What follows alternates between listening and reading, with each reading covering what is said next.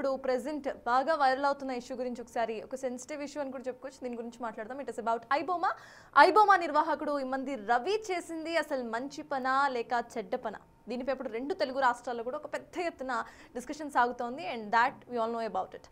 చట్టపరంగా ఇది తప్పని పోలీసులు చెప్పడమే కాదు, ఆయనపై కేసు సైతం నమోదు చేశారు.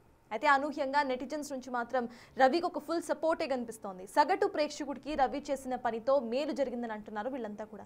ఈ మొత్తం వ్యవహారంలో హైదరాబాద్ సిపి సజ్జనార్పై వ్యతిరేకత సైతం వస్తోంది. సిఎస్ దీనికి సంబంధించి అసలు పబ్లిక్ ఏమంటున్నారు? నిజంగానే వాళ్ళలో రవి మీద పాజిటివిటీ ఉందా, పాజిటివ్ కార్నర్ ఉందా? ఒకసారి బిగ్ టీవీ స్క్రీన్లో చూద్దాం. ఉంటాయి, ఇంకా కూలి పని చేసుకునే వాళ్ళు ఉంటారు. వాళ్ళందరూ అంతంత టికెట్ రేట్ కొనలేరు. సో ఈ ఇమ్మడి రవి చేసిన పని అయితే చాలా మంచిదే. రవి ముందే చెప్పింది కదా, నేను ఎంచుకున్న మార్గం తప్పే కానీ నేను చేసేది మంచి పని అని చెప్పింది. డబ్బు ఉన్నాడు 10 మందే ఉన్నారు, డబ్బు లేని వాళ్ళు 90 మంది ఉన్నారు. మరి 90 మంది మీరు 7,000 టికెట్ల రేట్లు పెంచి సినిమా చూసేటప్పుడు మరి పాప్కార్న్ కొనుక్కోవాలన్నా, సమోసా కొనుక్కోవాలన్నా, వందల కూల్ డ్రింక్స్ కొనుక్కోవాలన్నా, వందలు పెంచి మరి సగటు మధ్యతరగతి మనిషి ఎట్ట చూస్తాయి కొనుక్కో.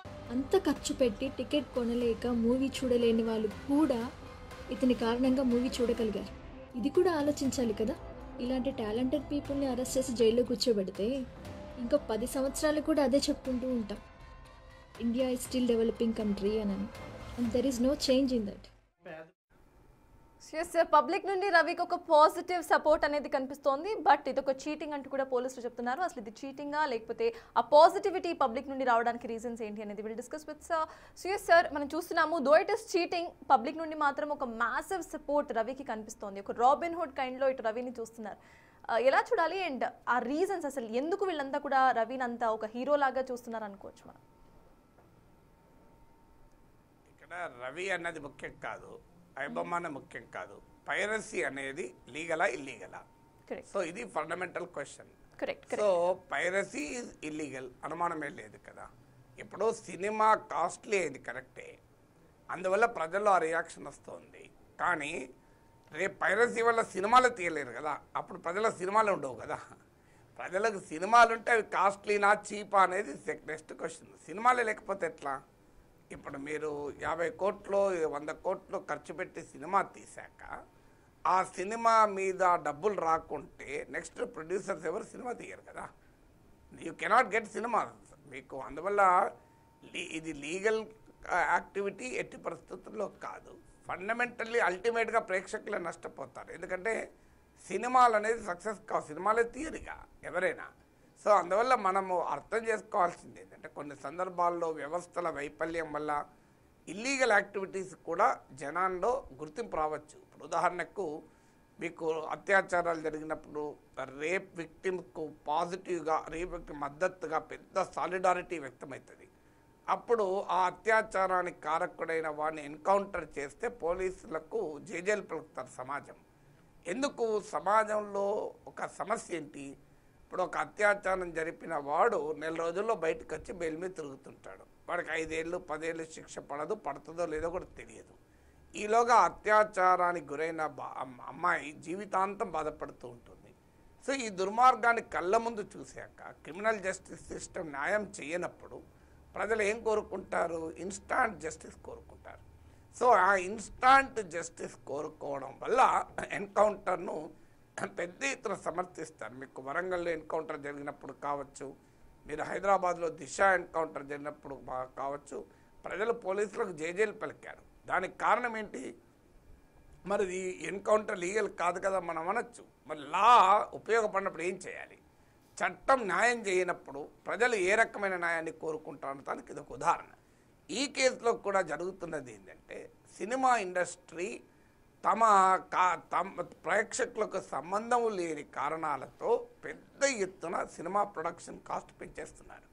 100 కోట్లు 500 కోట్లు 1000 కోట్లు.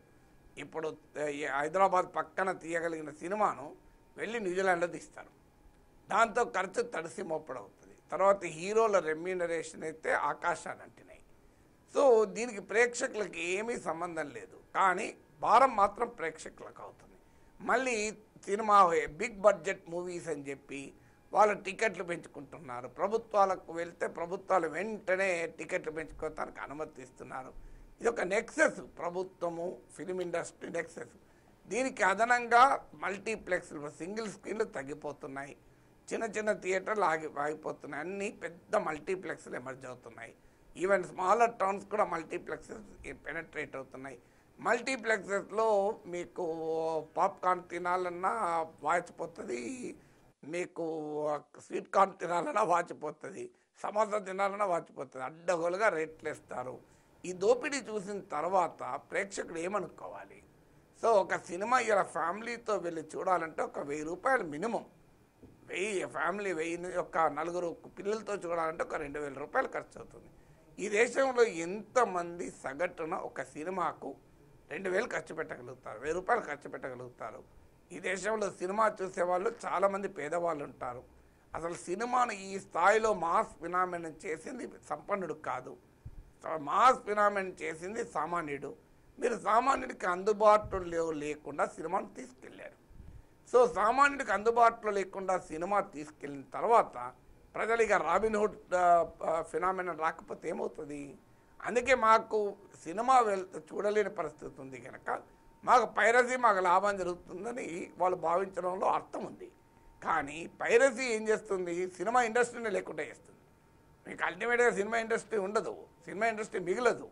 ఎందుకు మిగలదంటే ఒక సినిమా నువ్వు ఎన్ని కోట్లు తీసి చూసినా తెల్లారి ఫ్రీగా దొరికినప్పుడు ఎందుకు థియేటర్లో ఎంతమంది చూస్తారు? అందుకే ఈ మధ్యకాలంలో సినిమాలు థియేటర్లోనే చూస్తే అనుభూతి కలిగే రీతిలో సౌండ్ ఎఫెక్ట్స్, విజువల్ ఎఫెక్ట్ చేస్తున్నారు. నువ్వు ఇంట్లో టీవీలో చూస్తే ఆనందం కలగదు, నీ ఇంట్లో అది సినిమాలో థియేటర్లో చూస్తేనే ఆ ఫీలింగ్ వస్తుంది.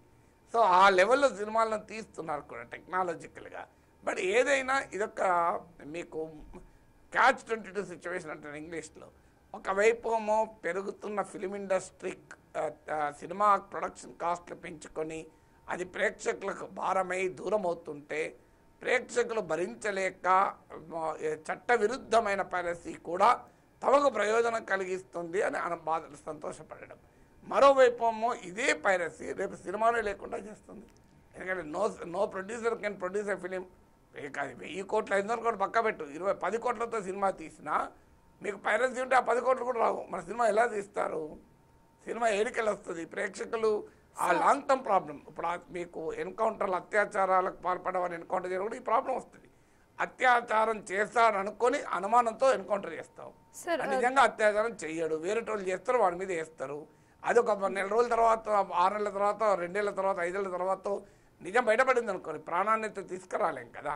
అందుకే చట్టవిరుద్ధమైన కార్యకలాపాలు కొన్నిసార్లు మనకు ఉపయోగం అనిపించినా కూడా దాన్ని అంగీకరించలేం కదా. ఇంకొకటి వినిపిస్తుంది సార్ మేజర్గా ఇటు ప్రజల నుండి ఓటీటీ ప్లాట్ఫామ్స్కు సంబంధించి. ఇన్ కేజ్ మూవీ టికెట్ అంత పెట్టి వెళ్ళలేను అని అన్నప్పుడు ఇటు రిలీజ్ అయిన తర్వాత అంటే థియేటర్స్ నుండి వెళ్ళిపోయినాక చూడొచ్చు అనేది ఒక వాదనగా వినిపిస్తోంది. But the multiple OTT sites and అన్నిటికీ కూడా డిఫరెంట్ రేట్స్ ఇక్కడ ఫిక్స్ చేసుకొని ఉన్నారు. సో ఇది కూడా పెద్ద ప్రాబ్లంగా ఇక్కడ మనకి పబ్లిక్ దగ్గర కనిపిస్తుంది. సో దానికి సంబంధించి అంటే ఈ ఓటీటీ రెగ్యులేషన్స్ కానివ్వండి, టికెట్ రెగ్యులేషన్స్ కానివ్వండి, గవర్నమెంట్ టేక్ ఓవర్ చేయాలి అంటారా? గవర్నమెంట్ టేక్ ఓవర్ చేస్తే ఏ పని కాదండి. ప్రతిదాన్ని గవర్నమెంట్ టేక్ ఓవర్ చేస్తే మన న్యూస్ ఛానల్స్ కూడా గవర్నమెంట్ టేక్ ఓవర్ చేయొచ్చు కదా. ఇప్పుడు ఇన్ని మల్టిపుల్ టీవీ ఛానల్ ఎందుకు? అన్ని ఛానళ్ళని కలిపి గవర్నమెంట్ అని నడుపుతూ అయిపోతుంది ఒక ఛానల్. సో మనకు గవర్నమెంట్ టేక్ ఓవర్ ఏం చేస్తారు? గవర్నమెంట్ అంటే ఎవరు చేయాలి? ఇప్పుడు గవర్నమెంట్ సినిమాలు తీస్తుందా? గవర్నమెంట్ ఓటీటీలు నడుపుతుందా? గవర్నమెంట్లు ఎలా పనిచేస్తే మనకు తెలియంది కాదు కదా. సో అందువల్ల గవర్నమెంట్ టేక్ ఓవర్ ఎప్పుడు సొల్యూషన్ కాదు. రెగ్యులేషన్ అంటే వాస్తవంగా ఓటీటీ వచ్చాక ప్రజలకు మేలే జరిగింది కదా. సో నీకు ఓటీటీలు ఏమీ వేల భారం లేదు కదా. మీకు ఇవాళ రకరకాల ప్యాకేజెస్ కూడా వస్తున్నాయి. ఒక 5-6 ఓటీటీలు కలిపి మీకు ఇంటర్నెట్ ప్లస్ ఓటీటీ కన్వర్జెన్స్ కూడా అయిపోయింది. Convergence of technology. నువ్వు ఒకటే బొకేలో ఇంటర్నెట్ పొందొచ్చు, టీవీ ఛానల్ పొందొచ్చు. కంపారిటివ్లీ అది ఈవెన్ నీకు ఆ రకమైన అవకాశం కూడా వచ్చింది. అందువల్ల నీకు అన్ని ఓటీటీలు కావాలంటే మరి you have to pay for it కదా. మీకు అన్ని ఉచితంగా, మన ప్రజలకు కూడా అర్థం కావాల్సింది ఏంటి, అన్ని ఉచితాలు ఎలా సాధ్యమవుతుంది? సో మీకు ఎంటర్టైన్మెంట్ కావాలి కానీ అది ఉచితం కావాలంటే ఎట్లా సాధ్యమవుతుంది? ఇప్పుడు ఒక ప్రొడక్షన్ చేయాలంటే ఎంత ఖర్చు అవుతుంది? మళ్ళీ అడ్వర్టైజ్మెంట్లు వస్తే కూడా అడ్వర్టైజ్మెంట్ రావద్దు, అది కూడా చిరాకు పడతారు. అడ్వర్టైజ్మెంట్ రావద్దు, మేము డబ్బులు కట్టాం కానీ మాకు కంటెంట్ కావాలి. ఏడికెళ్ళి వస్తుంది కంటెంట్? సో కంటెంట్ కావాలంటే డబ్బులు ఖర్చు అవుతుంది కదా కంటెంట్ తీయాలంటే, ప్రొడక్షన్కు ఏరికలు వస్తుంది. కానీ ప్రజల గల ఆలోచన ఎట్లుంటుందంటే మాకు ఓటీటీకి సబ్స్క్రిప్షన్ ఫీ ఉండొద్దు, అడ్వర్టైజ్మెంట్ రావద్దు, మాకు ఫ్రీగా కనబడాలి అంటే ఎట్లా కనబడుతుంది? ప్రాక్టికల్గా సాధ్యం కాదు కనుక అందువల్ల ఎక్కడన్నా ప్రాఫిటీరింగ్ ఉండి లాభాపేక్షతో ప్రజలకు అందుబాటులో లేని కానీ రెగ్యులేషన్ ఉండాలి. కానీ ప్రతిదానికి రెగ్యులేషన్ అనే అవసరం లేదు. If you want a good content you have to pay for it. ఇవాళ ఇప్పుడు న్యూస్ ఛానల్స్ కూడా అన్నీ ఫ్రీ, కానీ ఏం జరుగుతుంది న్యూస్ ఛానల్లో ఎంత గొప్ప కంటెంట్ మనకు తెలియదా? ఇవాళ రకరకాల ఎందుకంటే ఒక న్యూస్ ఛానల్ నడవాలంటే 1.5 to 2 crores కావాలి. 2 crores పెట్టగలిగే వాళ్ళు ఎంత ఏ ఛానల్ పెట్టగలుగుతుంది? ఖచ్చితంగా నీకు అనేక రకాల ఇంట్రెస్ట్ లిమిట్ ఉంటాయి. ఏ ఇంట్రెస్ట్లు కావద్దంటే ప్రతి ఒక్కరు ఒక 10 రూపాయలు కట్టారనుకోండి మంత్కు, నీకు 20 లక్షల మంది 10 రూపాయలు కట్టినా 2 కోట్లు వస్తుంది, బ్రహ్మాండంగా ఇండిపెండెంట్ ఛానల్ వస్తుంది. కానీ ప్రజలు సిద్ధంగా ఉన్నారు ఆ 10 రూపాయలు కట్టడానికి. 10 రూపాయలు అంటే ఎంత లెక్క? హాఫ్ టీ కూడా ఇవాళ 30-40 రూపాయలు ఉంది. అందుకే ప్రజలకు కూడా అర్థం చేసుకోవాల్సిందంటే everything cannot be free. So మీకు ఒక గుడ్ కంటెంట్ రావాలి అంటే డెఫినెట్గా you to pay for it కదా. అది అన్బేరబుల్ అయి ఇన్యాక్సెసిబుల్ అయినప్పుడు ప్రశ్నించాలి తప్ప అన్బేరబుల్ కానప్పుడు